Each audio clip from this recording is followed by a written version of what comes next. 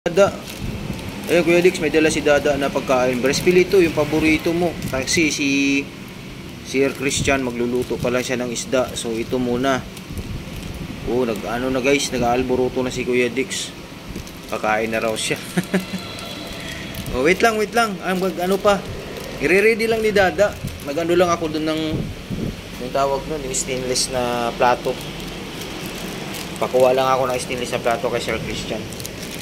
Sasalita na si Kuya Dix guys, gutom na siguro. Wait lang. Oh, ano ba si Dada? Oo, ito pagkain ni Dada, oh. Oo. Ano tayo? Sabi ko sa iyo, 'di ba? Pupunta si Dada magdala ng pagkain. Kasi love ng Kuya Dexter na 'yan. Oh.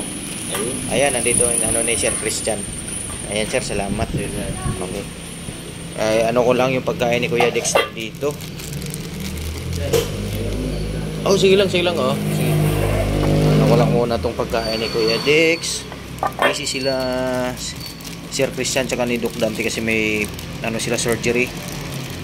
At ayan si Kuya Dexter, pinalabas ko muna dito para masilip, makita ko siya at mahawakan. So ayun, may breast fillet po ito. Jesus, gutom na yung Kuya Dexter namin. Yan, chicken. Ganito kasi protein guys, para sa kanya. Yan natin. Ay sus, nag-aantay naman yan. Oh, wait lang.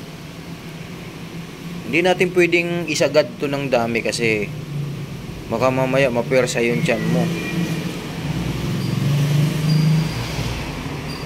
Light lang muna, Dex. Huwag munang biglain. Yan guys, nag-aantay talaga si Kuya Dex. Oh, wait lang Kuya Dex ha. Ito na yung pagkain, yung masarap na food. Ito po yung food ni Kuya Dexter ngayon na breast chicken. Wala na po itong balat. Oh. Ayan Kuya Dex. Huwag natin i-load kasi nga baka mapersa yung tiyan mo. Ito na ang pagkain namin ni Kuya Dex na masarap. Pagkain po si Kuya Dex ng masarap. Yan. Inay lang ha. Oh, dahan-dahan lang. Ay sus, grabe naman yan. Inay lang, dito tayo. Oh, lapit natin ha. Oh, yan.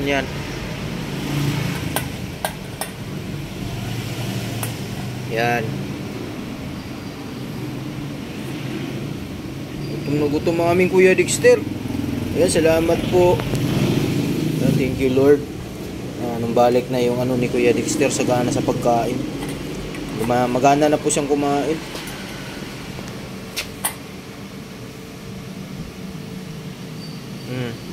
Ayan lang.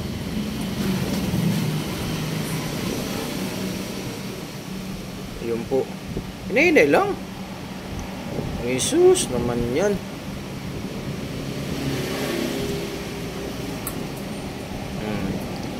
Hindi natin pwede i-load ng madami kasi nga baka mapersa yung tiyan mo.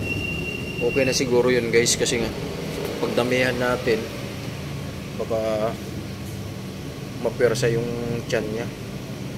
Ayan, good boy talaga ang aming Kuya Dexter. Ayan, salamat po. Ayan, salamat po sa mga nagdasal guys, sa inyong lahat. Salamat po sa inyo. Tapos si Kuya Dexter unti-unti pong makarecover. Ayan, salamat. Magana na po siyang kumain. Yehe, ubos ang aming Kuya Dexter. Wow, galing nga, ubos oh. Oh. Jesus, naghahanap pa. Oh. Ubos Kuya Dexter oh. Wait lang, sarado natin. Oh, yung tubig. Ito yung tubig mo oh. Yan, sarado muna natin. Guys, hindi ko po pwedeng persahin ng kain si Kuya Dexter kasi baka mamaya maano naman yung tiyan niya. Baka mamaya maludid masyado yung tiyan niya. So tingin ko okay na yun. at nagluluto si Sir Christian ng isda, pwede niyang bigyan ulit mamaya. Siguro kahit mga after 2 to 3 hours, madigest lang ni Kuya Dix yung unang kain at pwedeng bigyan ng ano. Isda yung niluto ni Sir Christian para sa mga alaga niya rin pusa. Kulang pa? Nakukulangan si Kuya Dexter, guys. Hindi po pwede. Hindi po pwede kasi nga mabigla ka. Mahirap yun. Mahirap pabigla sa busog. Dahan-dahan lang.